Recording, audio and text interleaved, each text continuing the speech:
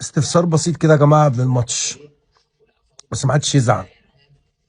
الراجل بتاع الزمالك بيلعب بثلاث مساكين، ثلاث مساكين فلات، اللي هو المفروض احنا بنقول دي لما بتحصل في نص الملعب من اهلي وزمالك بتكون صعبه شويه، مش الاهلي والزمالك اللي يلعبوا فلات بثلاثه في نص الملعب. انا مش ع... انا كل اللي انا عايز افهمه هو ليه بيلعب بثلاثه فلات في مباراه، في اول مباراه ليه في افريقيا.